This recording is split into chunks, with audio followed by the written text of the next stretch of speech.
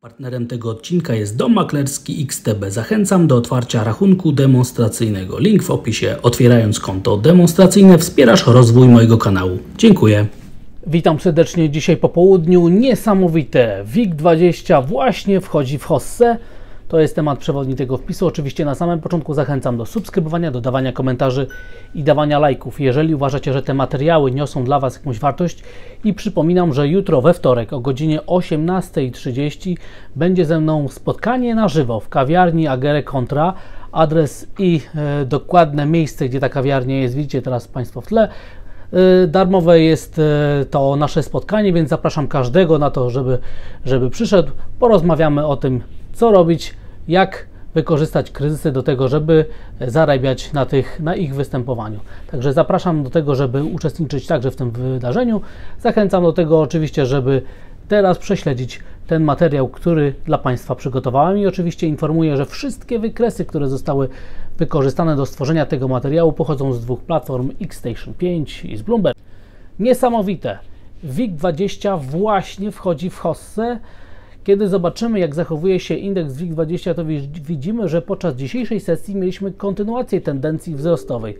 Co prawda w momencie, kiedy tworzę ten wpis, jesteśmy w okolicach piątkowego zamknięcia, ale przed nami sesja amerykańska i wiele się może znowu pojawić. Popyt na ryzyko może się pojawić, zwłaszcza, że tutaj świat jest oderwany teraz od Stanów Zjednoczonych, które żyją swoim własnym życiem, czyli wyborami, które będą miały miejsce jutro. Ale popyt na ryzyko, jeżeli się pojawi, może się dzisiaj także objawić tym, że będziemy mieć następne maksima tendencji wzrostowej, ale w pierwszej kolejności chciałbym pokazać, jak bardzo już teraz oddalamy się od tej 9-miesięcznej linii trendu spadkowego. Linia jest pokonana, jest już za nami, tendencja wzrostowa staje się faktem, już inwestorzy na szerokim rynku widzą to, że coś tutaj się bardzo interesującego dzieje. Jeżeli zrobimy analizę międzyrynkową, to także widzimy napływ kapitału zagranicznego, o czym będzie za chwilę mowa. No i pytanie, co dalej się będzie działo. Jednym z najciekawszych wniosków, jakie płyną podczas dzisiejszej sesji, jest to, że indeks WIG20 odbija już o ponad 20% od swoich minimów, a to oznacza, że indeks WIG20 właśnie wchodzi w hossę. Jeżeli dzisiaj dojdzie do zamknięcia powyżej tego odchylenia o 20% od swoich minimów, to takie sygnały będą jeszcze bardziej wzmocnione i zachęcały do tego, żeby wieścić kontynuację tendencji wzrostowej. Jako formę rajdu Świętego Mikołaja, rajdu, który może wydźwignąć indeksy giełdowe, zwłaszcza tutaj na naszym kontynencie, na jak najwyższe poziomy na koniec tego roku i oczywiście jako formę dyskontowania tego, że będziemy raczej świadkami takiego spokojnego lądowania europejskiej, polskiej gospodarki, a nie jakoś twardego, czyli mocnej, długotrwałej recesji. Czy tak się stanie? Moim zdaniem właśnie indeksy giełdowe dyskontują taki scenariusz, że w perspektywie 6-9 miesięcy nie będzie twardego lądowania gospodarek amerykańskiej, europejskiej, tylko będziemy świadkami takiego miękkiego spowolnienia gospodarczego, które będzie krótkotrwałe i nie będzie zbyt długotrwałe.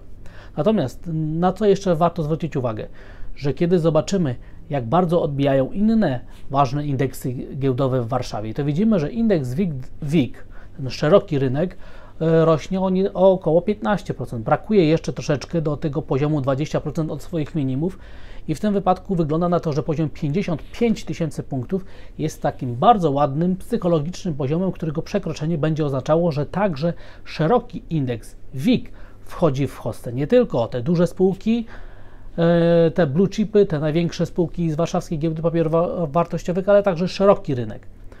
Więc obserwujmy także, co się będzie działo na indeksie WIG na przestrzeni następnych dni i tygodni. Oczywiście, moim zdaniem, jutrzejsze wyniki wyborów w Stanach Zjednoczonych będą kluczowe i odpowiedzą nam na pytanie, czy faktycznie giełda papierów wartościowych także w Stanach Zjednoczonych będzie kontynuowała tendencję wzrostową, a to ma bardzo duże, ogromne znaczenie. Jeżeli zobaczymy, jak zachowuje się indeks średnich spółek, czyli MWIG40, to mniej więcej widzimy, że jesteśmy dopiero w połowie drogi do tego 20% odbicia od swoich minimów. A jeżeli zobaczymy na indeks małych spółek, SWIG80, to widzimy, że jest to odbicie najmniejsze, najbardziej skromne. Jesteśmy najdalej od osiągnięcia tego poziomu 20% odbicia od swoich minimów, a to oznacza nie mniej, nie więcej, tylko że na warszawskiej giełdzie papierów wartościowych zadomowił się kapitał zagraniczny, prawdopodobnie z Wall Street, i to on kreuje wydarzenia, ponieważ rosną te największe spółki, najbardziej płynne, te, które można najszybciej kupić i można najszybciej sprzedać. Kiedy dodamy do tego, jak zachowują się polskie obligacje, czy też polski złoty, to jednoznacznie można stwierdzić, że to właśnie kapitał zagraniczny teraz podbija indeksy giełdowe i to właśnie wchodzi się teraz w te duże spółki, to ten kapitał liczy na to, że będzie stopa zwrotu nie tylko ze wzrostu cen akcji, ale także z umocnienia krajowej waluty, dając nawet jakby podwójną stopę zwrotu, i to jest najlepszy dowód na to, że to właśnie kapitał zagraniczny kreuje wydarzenia, a nie kapitał lokalny, ponieważ gdyby tak było, to te właśnie się małe spółki i średnie spółki byłyby najlepiej, zachowywałyby się najlepiej, a widać na wykresach, że zachowują się teraz one najsłabiej, więc to nie kapitał krajowy kreuje teraz wydarzenia na warszawskiej giełdzie, czyli czyli ten kapitał zagraniczny. Z moich obserwacji przede wszystkim z Nowego Jorku. I teraz warto także zwrócić uwagę na wykres obligacji, czyli wykres opcyjnych, tych uśmiechów opcyjnych, czyli żeby zobaczyć, jak tutaj się pozycjonują gracze na rynku opcji. Jeszcze raz przypominam, opcje put i opcje call są handlowane niezależnie. Nie musi być tyle samo otwartych pozycji na wzrosty i na spadki, więc można bardzo łatwo dociec, która strona jest bardziej kupowana. Dzięki temu, żeby zobaczyć, w którą stronę pozycjonuje się rynek, i w tym wypadku widzimy jak na dłoni, że jednak przewagę mają ci, którzy kupują opcje put na dalsze spadki, zakładają dalsze spadki albo grają na dalsze spadki, spekulują na dalsze spadki. To jest pewnego rodzaju ostrzeżenie przed tym, żeby być ostrożnym, jeżeli ferujemy wyroki, że już naprawdę tylko i wyłącznie hossa tendencja wzrostowa, jakieś większe wzrostowe odbicie będzie nas tutaj czekało, ponieważ może być tak, pojawi się jakiś impuls, a Warszawa jest bardzo blisko ryzyka geopolitycznego, który kreuje wydarzenia, które podnosi wyceny, ponosi takie koszty związane z inwestowaniem na rynku akcji, dlatego każda eskalacja konfliktu zbrojnego może doprowadzić do bardzo gwałtownych i dodatkowych następnych spadków na warszawskiej giełdzie papierów wartościowych, ale na chwilę obecną wygląda na to, że kapitał zagraniczny tego się nie obawia i wchodzi bardzo odważnie w polskie akcje. I oczywiście nie tylko w polskie akcje, ponieważ widzimy popyt także na polskie obligacje. Polskie obligacje już spadają znowu poniżej poziomu 8% na rentowności. Popyt znowu się pojawił, chociaż nie ma jeszcze początku sesji amerykańskiej, kiedy nagrywam ten materiał. Zobaczymy, co się dalej wydarzy. Natomiast gdyby tendencje były zachowane, to powinniśmy bardzo wyraźnie zagłębić się poniżej poziomu 8%, a w takiej sytuacji zachęta do tego, żeby wieścić kolejną presję na polskie obligacje, stałaby się faktem, ponieważ obserwujemy następną falę, mamy następny dzień z umocnieniem krajowej waluty. Euro złoty spada już co najmniej 20 groszy od swoich maksimów, dolar złoty ponad 30 groszy od swoich maksimów. Są wykreowane formacje odwrócenia tendencji, krótkoterminowe odwrócenia tendencji na tendencję umocnienia krajowej waluty, czyli tutaj kapitał ewidentnie sygnalizuje, że napływa do naszego kraju, szuka stopy zwrotu. Warszawska giełda papierów wartościowych jest pierwsza na celowniku, później są polskie obligacje i widzimy, że to nie jest tylko polski fenomen, ponieważ jeszcze bardziej umacnia się węgierski forint niż umacnia się złoty i oczywiście widzimy, że te zjawiska, o których mówimy, mają charakter globalny, a nie jest to jakaś lokalna specyfika, że tylko warszawska giełda została wytypowana, żeby tutaj kupować, podnosić ceny spółek. Widzimy, że presja trwa także m.in. na węgierską walutę, a gdyby tak zobaczyć, jak zachowują się generalnie waluty emerging markets w całym tym roku, to widzimy, że obecnie jest najgorszy rok dla tych walut od 2008 roku, więc nie dziwmy się, że mieliśmy parę tygodni temu jeszcze poziomy ponad 5 na euro złoty i na dolar złotym, ale tendencja się odwróciła i widzimy presję na to, żeby kupować ryzyko, kupować polskie aktywa, kupować nie tylko polskie aktywa, a WIG20 właśnie wchodzi w hossę. Jeżeli dzisiaj zamkniemy się powyżej tego 20% odbicia od minimów, to te sygnały będą nawet przetransponowane na wykres dzienny, a to będzie bardzo dobra wiadomość. Także bądźmy bardzo optymistycznie nastawieni, ponieważ jeżeli faktycznie, zwłaszcza jutro, po jutrzejszych wyborach, Wall Street będzie kontynuowała tendencję wzrostową po tym całym maratonie danych makroekonomicznych, decyzjach Fedu, to oczywiście byłby to zwiastun że końcówka roku faktycznie będzie przebiegała pod dyktando popytu i że ten scenariusz, który był opisywany przez statystykę, że na przestrzeni ostatnich 30 lat czwarty kwartał był najlepszy do inwestowania na rynku akcji, może się w tym roku potwierdzić, może być powielony. Także zobaczymy, co się dalej wydarzy. Jestem bardzo ciekawy, ponieważ będziemy równolegle obserwować inne klasy aktywów. Teraz przejdźmy do rynków międzynarodowych. Patrzmy na Bitcoina, który dzisiaj zachowuje się dość słabo, ale utrzymanie nad poziomem 20 500 dolarów oczywiście faworyzuje cały czas scenariusze prowzrostowe, więc zobaczymy, co się dalej tutaj wydarzy. Za każdym razem, kiedy Bitcoin jest nad poziomem 21 tysięcy dolarów, to jeszcze bardziej scenariusze prowzrostowe są faworyzowane. Natomiast moim zdaniem dzisiejsza sesja na Wall Street będzie sesją na przeczekanie. Nie ma dzisiaj ważniejszych danych makroekonomicznych i w sytuacji, kiedy uda się przynajmniej utrzymać w rejonie 3800 punktów, to indeks S&P będzie miał bardzo dużą szansę na to, żeby kontynuować tendencję wzrostową z ruchem wzrostowym nawet w okolice 4000 punktów w listopadzie, więc zobaczymy, co się dalej tutaj wydarzy, ale prawdopodobnie dzisiaj będziemy czekać i jutro będziemy także czekać na wyniki wyborów, a od środy już rynek będzie uwolniony i będzie pod wpływem, pod presją na to, żeby już dyskontować kolejną fazę wydarzeń rynkowych. I oczywiście pamiętamy także, że indeks S&P teraz odbija generalnie od średniej 200-sesyjnej na wykresie tygodniowym, więc każde wzrosty są bardziej prawdopodobne niż spadki. Wynika to z tego, jak zachowuje się sam indeks na przestrzeni ostatniego miesiąca. Na całym świecie, moim zdaniem, teraz najlepiej z tych dużych indeksów giełdowych zachowuje się DAX. DAX jest bardzo ładnie pchany w górę, pokonana już jest ta 9-miesięczna linia trendu spadkowego. Mamy do czynienia także z dyskontowaniem tego, że euro jest słabe dla niemieckich eksporterów, jest to bardzo dobra wiadomość. No i oczywiście wypychanie indeksu giełdowego na jak najwyższe poziomy trwa i jest teraz obserwowane przez nas wszystkich i prawdopodobnie ta tendencja będzie utrzymana do czasu, jak oczywiście euro będzie cały czas na tych poziomach, na których teraz jest.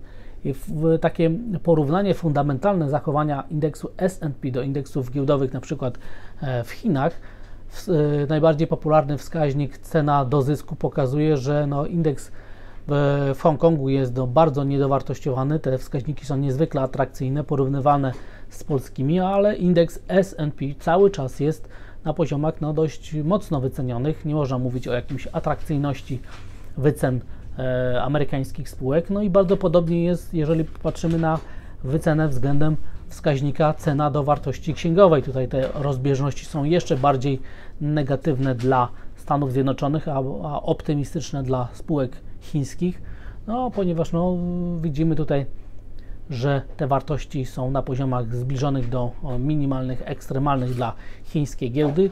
To jest taka informacja, co może się wydarzyć, czy faktycznie można mówić już, że te poziomy, na których teraz jesteśmy, są atrakcyjne fundamentalnie dla Stanów Zjednoczonych. Amerykańskie obligacje są stabilne, euro-dolar także niewiele nam tutaj mówi nowego, ponieważ co prawda zaatakowaliśmy poziom parytetu, ale na razie ten poziom nie został pokonany. Jestem bardzo zaskoczony mile, że popyt na euro spróbował zaatakować jednak poziom parytetu i nie czeka na wynik wyborów w Stanach Zjednoczonych. To jest dobra informacja i zachęca do tego, żeby wieścić jakieś większe wzrostowe odbicie na tym euro-dolarze po tym, jak już ten cały maraton wszystkich wydarzeń się skończy w środę. No i oczywiście sam indeks euro pokazuje nam, że jesteśmy także bardzo blisko kluczowych oporów. Gdyby pokonany został parytet, to w okolicach 1,0040 mamy na wykresie tygodniowym opór, którego pokonanie będzie oznaczało, że rynek spodziewa się jakiejś większej korekty, która by umocniła wartość euro na całym swoim indeksie, jeszcze raz przypominam, na całym indeksie, nie tylko na euro-dolarze, więc obserwujemy w najbliższych dniach, czy faktycznie ten poziom zostanie pokonywany. No i z ciekawostek warto zwrócić uwagę, że pozycjonowanie dużych graczy na euroindeksie jest najbardziej prowzrostowe od czerwca 2021 roku. Tutaj te euro jest dodawane do pozycji netto i to jest coś, na co warto zwrócić uwagę, że ta pozycja się coraz bardziej zwiększa. Na rynku walutowym jeszcze warto obserwować dolar jena. ponieważ w momencie tworzenia tego wpisu znowu zbliżamy się do tego kluczowego wsparcia 146. Gdyby się okazało, że poziom wsparcia jest pokonywany, otwiera się perspektywa do bardzo mocnych spadków, czyli umocnienia jena japońskiego, ale żeby tak się stało, potrzeba osłabienia amerykańskiego dolara na całym indeksie i oczywiście spadków rentowności amerykańskich obligacji. Jeżeli te zjawiska połączą się, to w takiej sytuacji spodziewajmy się bardzo mocnych spadków par związanych z jenem, ale przede wszystkim dolar-jena i oczywiście także wzrostów ceny złota, ponieważ ta korelacja między zachowaniem rentowności amerykańskiej obligacji, amerykańskiego dolara, a samą ceną złota jest także bardzo wysoka. W takiej sytuacji pokonanie tego kluczowego poziomu oporu, na którym teraz jesteśmy, zobaczmy na ten wykres, który jest w tle, ten opór w rejonie 1680-1690 dolarów naprawdę ma bardzo duże znaczenie. Każde przejście poziomu psychologicznego 1700 dolarów uwolniłby prawdopodobnie bardzo dużą ilość krótkich stopów, krótkich pozycji i wydźwignęłoby to cenę złota bardzo wysoko, ale żeby tak się stało, potrzeba presji na ryzyko, spadków rentowności amerykańskich obligacji oraz oczywiście osłabienia amerykańskiego dolara. Natomiast na rynku surowcowym patrzymy także na zachowanie ceny miedzi. Cały czas poziom 8000 dolarów jest w grze. Dzisiaj mamy lekką korektę, ale dopiero zaczyna się sesja amerykańska, więc zobaczymy, co się dalej tutaj wydarzy. Na chwilę obecną dzisiejsza sesja nie ma praktycznie żadnego znaczenia i podobnie widzimy presję na to, żeby jednak utrzymywać coraz wyższe poziomy na cenie ropy naftowej, a to moim zdaniem jednak wskazuje, że popyt na ryzyko cały czas ma przewagę i będzie próbował atakować rynki finansowe przed wyborami, które będą miały miejsce jutro. A co później się stanie? Moim zdaniem rośnie prawdopodobieństwo, że po wyborach w Stanach Zjednoczonych indeksy giełdowe pójdą w górę. Daje temu scenariuszowi około 65-70% prawdopodobieństwa realizacji, że powtórzy się ten scenariusz, który mówi, że czwarty kwartał to jest najlepszy kwartał do inwestowania na rynku akcji i ten rok ma bardzo dużą szansę, żeby potwierdzić ten schemat. A jeżeli chcesz się nauczyć inwestowania, to pakiet edukacyjny XTB jest dla Ciebie. Tam na dole link w opisie, zachęcam do tego, żeby zapoznać się z tymi materiałami. I teraz tematem jest właśnie to, czy hossa będzie, czy będzie bessa na giełdach papierów wartościowych i że Warszawa bije na głowę zachowanie spółek Big Tech. To jest bardzo ciekawe spostrzeżenie. Jeżeli ktoś jest zainteresowany, chce poszerzyć swoją wiedzę, to tam na dole linki w opisie. Zachęcam do tego, żeby się z nimi zapoznać.